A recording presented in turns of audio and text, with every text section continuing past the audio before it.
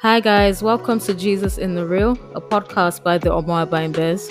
Jesus in the Real is really just us sharing about the real stuff we deal with, journeying as humans, being married, and real life in general. All our views are personal and based on personal experience, so sit back, chill, and enjoy the conversation. Alrighty. Hey, Jem. Hey Maf, How hi are you guys, doing? welcome to another episode of Jesus in the In Real.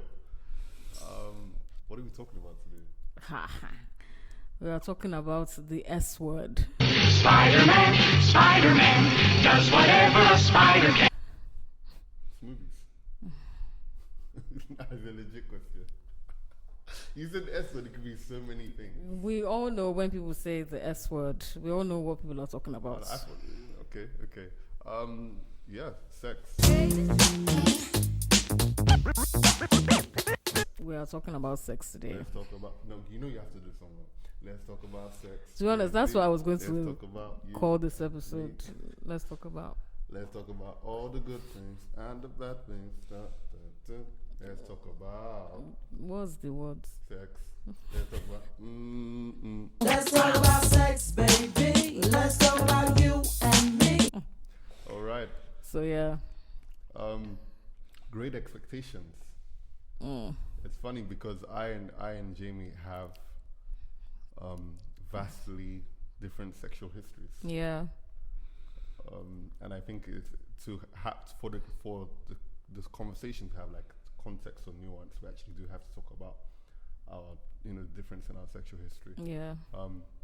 When we got married, I remember I was a virgin, and Jamie was. She was just, she was who she was,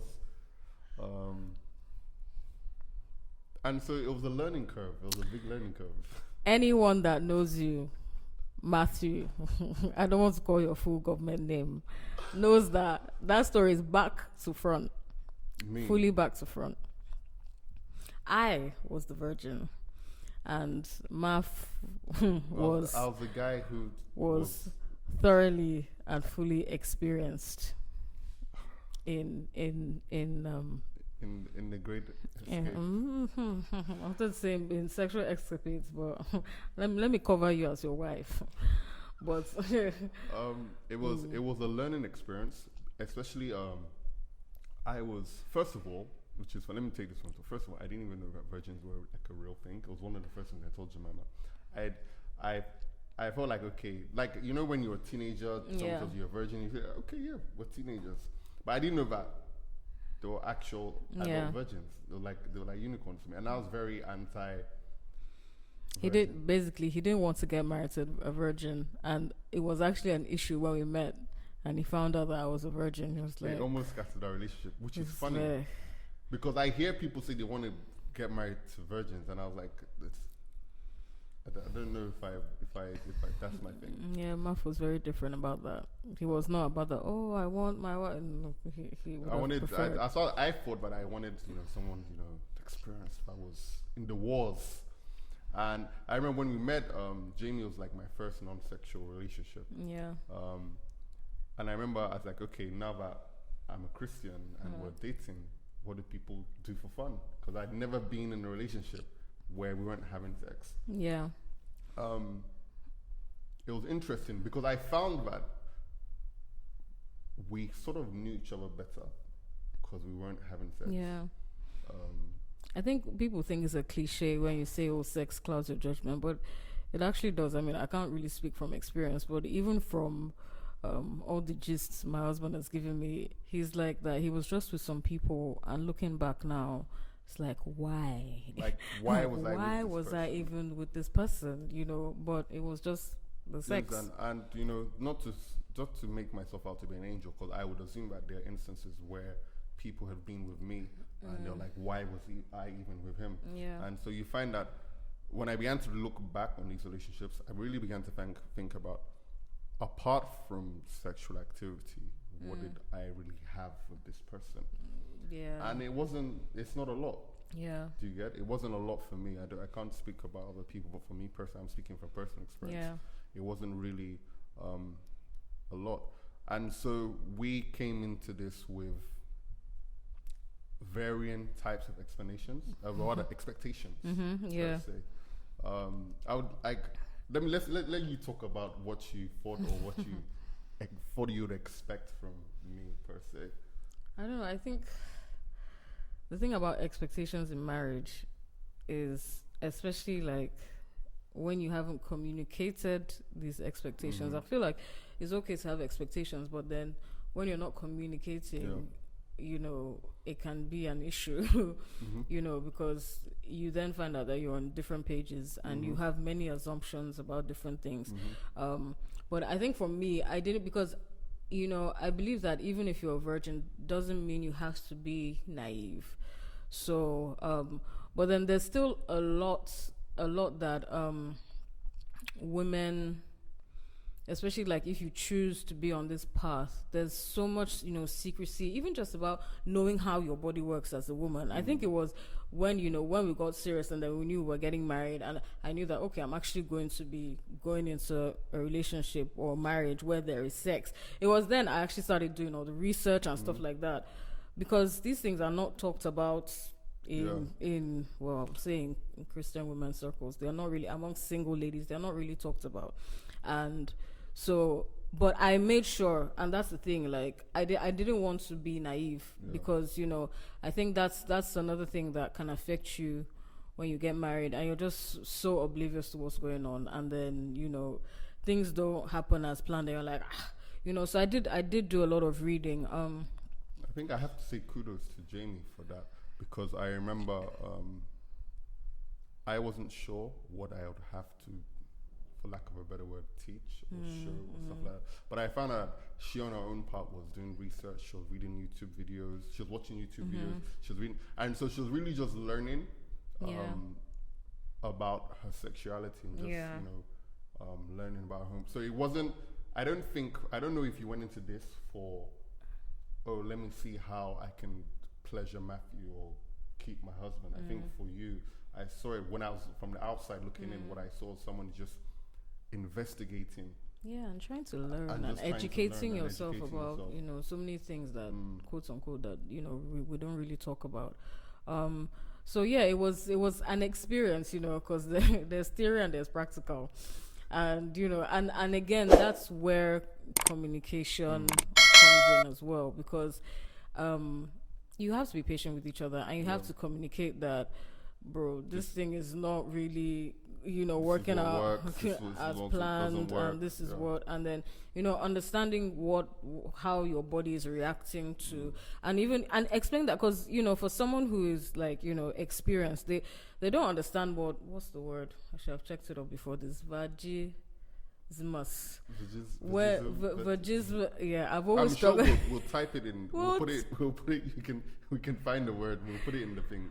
Anyway, I think you guys have an idea. Like when the muscles of your vagina contract, like they really get really tight. Tense. Yeah, really tense. So I think, you know, for someone who, I don't know if you've actually ever been with a virgin, like you would not understand that that's even a thing. I didn't, you know, I think, not even from a sexual point, let's look at it from a scientific point of view first. Yeah. It's like a foreign body entering into a space. Yeah. And this space is not used to having anything coming into this place. Yeah. And so evidently, like the human physiology will show that, you know, there will be some resistance. Yeah. And so as a man,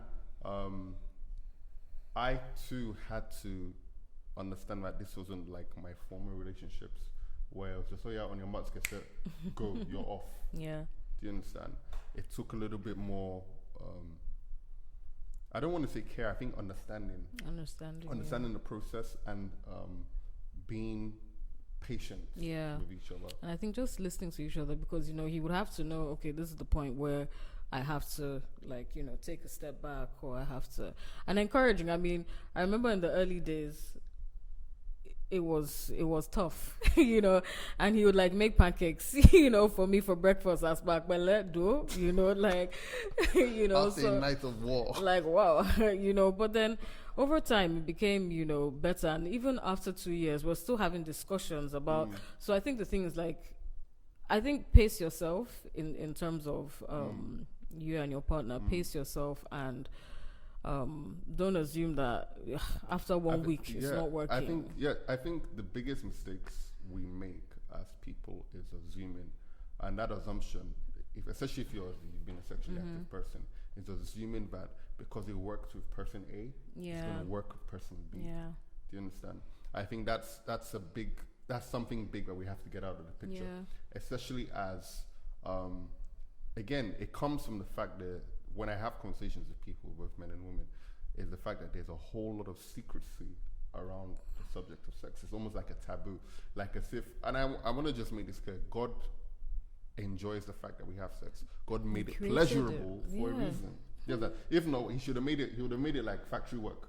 Oh yeah, do born. That's it.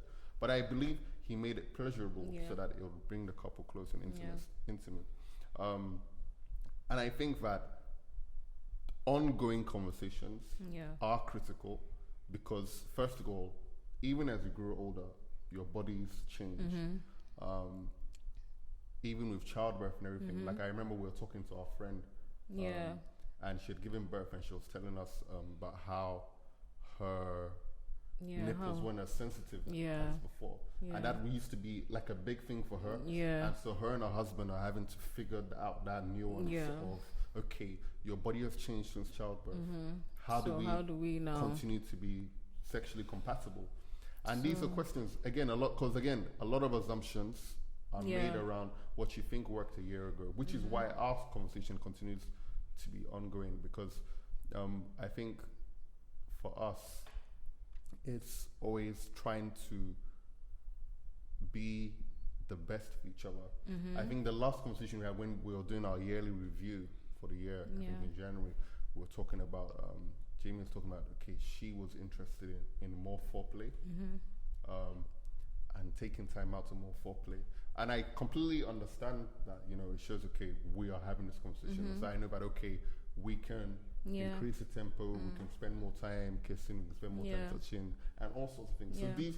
So conversations and not assumption are critical to this process. Yeah, very, very critical, because I know that, and even I think conversations with yourself as well, because I know that I was like having struggles at some point where I would ask myself, is it that I don't desire this thing? But I'd find that, okay, I actually do desire sex. So why is it that I'm not as because I think I expected that, when you've been a virgin, and even expectations on yourself are things you have to check. I think I expected that, I've been a virgin this long, so once I get into marriage, I'm just going to want it like all the time. But I realized that wasn't happening. I wasn't wanting it all the time. And, I had to have the conversation with myself that, okay,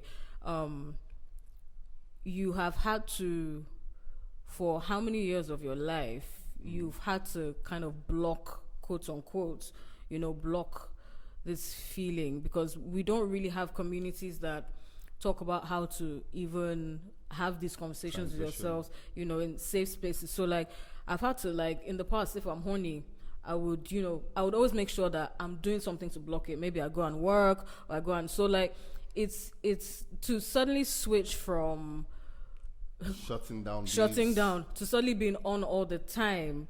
It's not even realistic. And if you don't have these conversations with yourself, you may even think that that there's something wrong with you, but then I realize that no, there's nothing wrong. It's just that you have to be more intentional about be not waiting for it to come. Just be more intentional about being on and saying, okay, it's not that I don't desire this thing, it's just that I've had mechanisms in place to quote unquote protect me from this thing. Now I'm open to just turn on exactly. So like you have to be like more intentional about, yes, I actually do desire to have sex with my husband. I actually and this is, I don't have to protect it. I think these are the conversations that Christians we need to have, that the world is having, that we need to have, specifically because you even need to look at the mentality of like a man. A man can have sex on a park bench. You get me? It's sex. Whereas with a woman, it's more of there's an emotional process to it to get you into that space of mentally, physically, and emotionally. And so you do have to, as the partner, you have to consider your partner. Yeah. You can't just assume, because it was a little frustrating in the beginning, Yeah. where I would assume that we were on the same page. Do you understand? But then us having the conversations around, okay, this is how we can get to know each other better. This is how we can get to know our bodies better. This is how we can actually transition from, okay, we have a good sex life, to having we have a great sex life. Yeah. Where we are, because the mistake we make is that we assume that because as a man I'm pleasured, you assume that your wife is pleasured. Whereas your bodies are two completely different Yeah. mechanisms. You get me? And so it's now a case of, are you working for the singular pleasure of one person, or are you working for our joint pleasure? Those are the things that we need to consider. And I'm hoping that, as we continue to discuss. And another thing that I found interesting, I think I picked it up from our friend Amy. Amy's a sex therapist, and she's talking about, when she's having sex with her husband, she used to pray. Yeah. Remember? She's talked about that She's on her talked page. about that. Yeah. And it's funny because I started inviting the Holy Spirit into like our bedroom, into like our sex. I find that it's funny that we can invite Holy Spirit into everything else, but apart from sex, like as if he's not the one that created it. And so I found out, I don't know if you've done it secretly, but I've like, in the back of my mind, I'll be like, yo, Holy Spirit, come through. We're about to blow this. I was about to say this, the B word. We're about to blow this joint. That's how we do. You understand? But yeah, I think that's another thing that because I realize that I don't do it that often, but the few times that because I remember there was a time I went for a morning walk, and it had been a while. I think I'd just been tired, and it's weird. Like, I think I was talking about it with the Holy Spirit, and usually if I'm walking, I and this is where, don't want to go off point, but like your imagination actually still works with the supernatural, and Jesus is walking beside me, and I'm talking about this sex thing, and he's like, he's almost like giving a nudge, like, it's been a while, why don't you, and that was in my communion with him. He's like, why don't you try today, and I remember that day was actually really amazing. It was when I go back from my work, I was like, okay, and after everything I was like, okay, I was like, I need more of these nudges from Jesus. But you actually can talk to him about these things, and I think that we forget, and we invite him in every other area apart from sex. You can say, Holy Spirit, help me, like, give me the strength. Maybe I'm tired, and honestly, he actually does, because he created it for your pleasure. Apart from having kids, he created it for your pleasure and for worship as well. So I'll say this: it isn't just, let's leave our dynamic out of this, where we say, okay, I was more sexually active, she wasn't, but just the dynamic of sex alone, where we're speaking of, is it for your pleasure or our pleasure?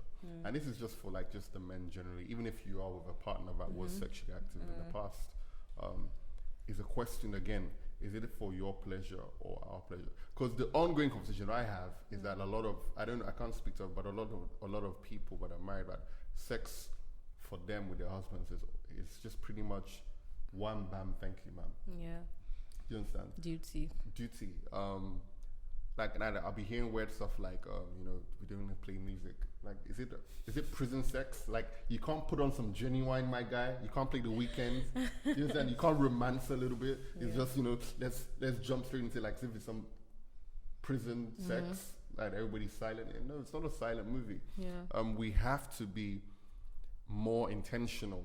And sex, sexual compatibility, and sex is a great way to protect your relationship, build your relationship, and create more intimacy. I think another thing we have to talk about is about how you can't learn about sex from porn. Yeah. You can't. It's You impossible. can't. Because first of all, we need to first remember it's acting. Do you understand?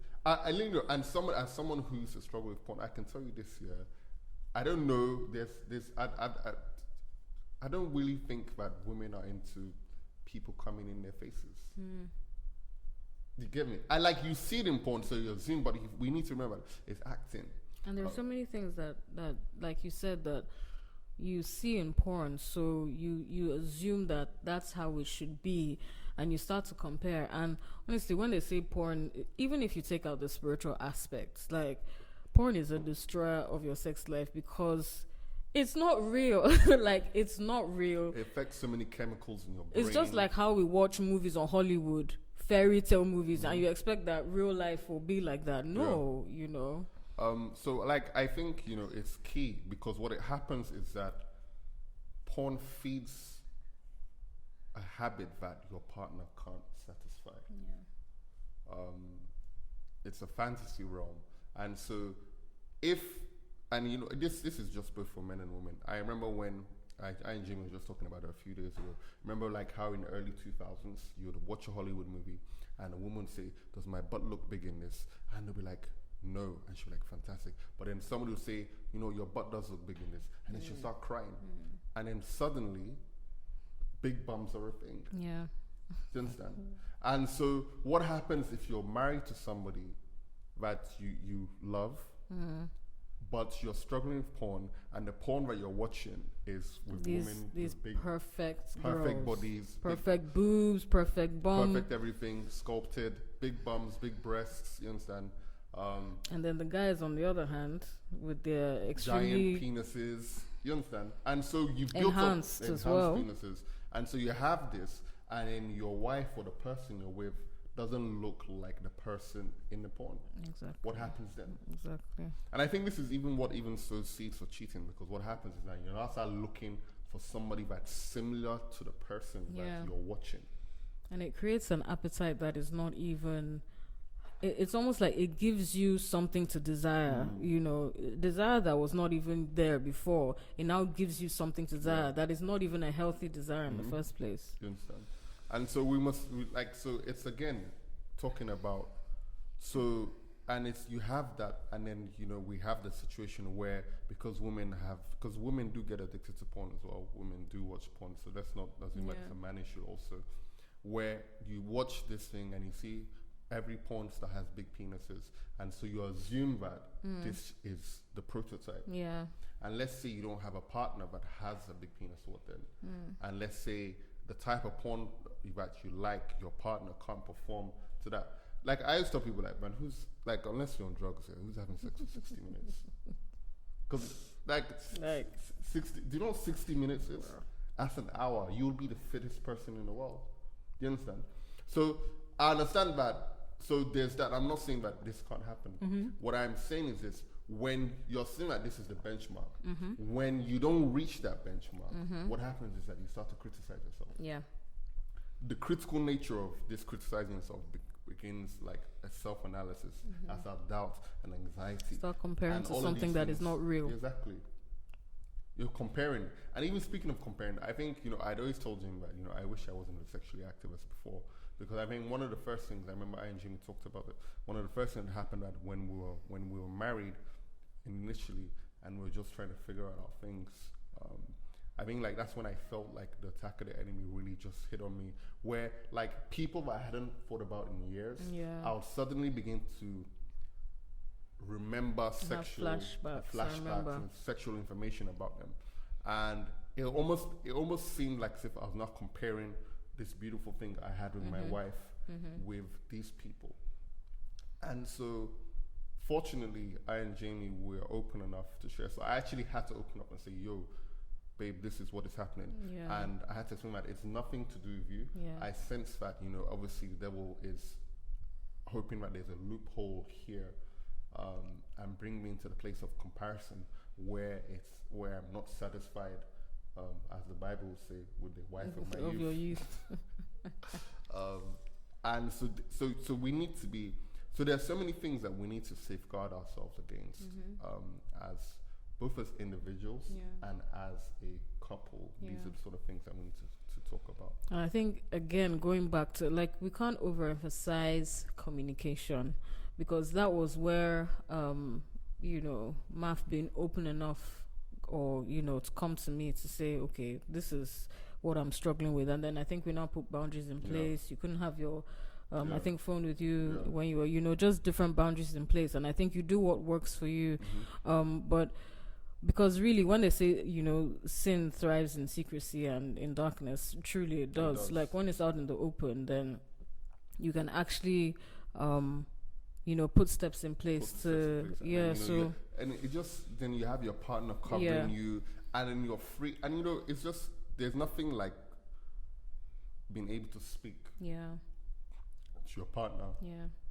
I know that you're safe Yeah, in speaking. yeah, You yeah. I understand? was going to say that actually, that and I think going on both sides. So I'm going to say women, but not necessarily just women. Like if your partner comes to you with something that is delicate, be that safe space. I understand, because for me it was a shock, and I was like, hey God, what have I gotten into? But I wasn't showing all of that, and like getting upset about it. Afterwards I was like, oh God, like this is I was hoping that this is something that I would have been dealt with.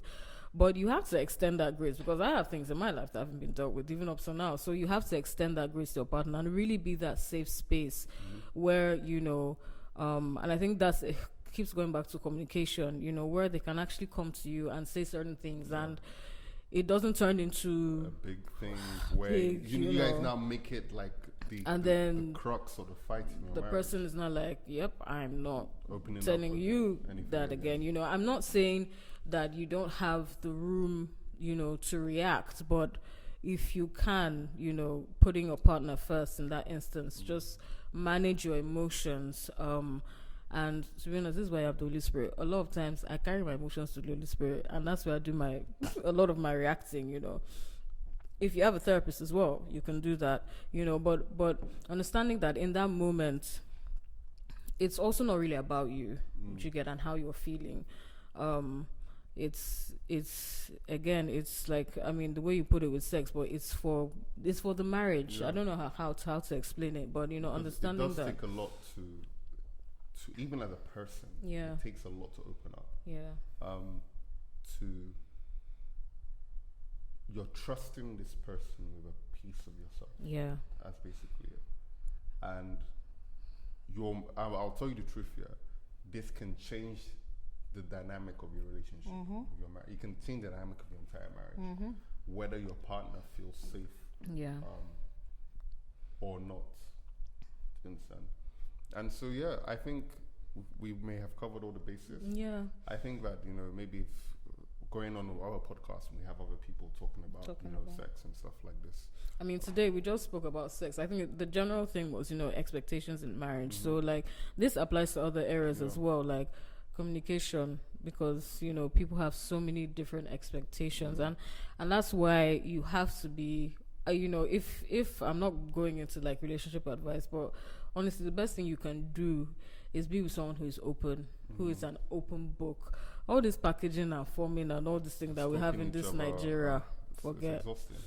Be with someone that is that is an open book, that doesn't. It's actually so much easier, and it helps you build trust as well, because, yeah.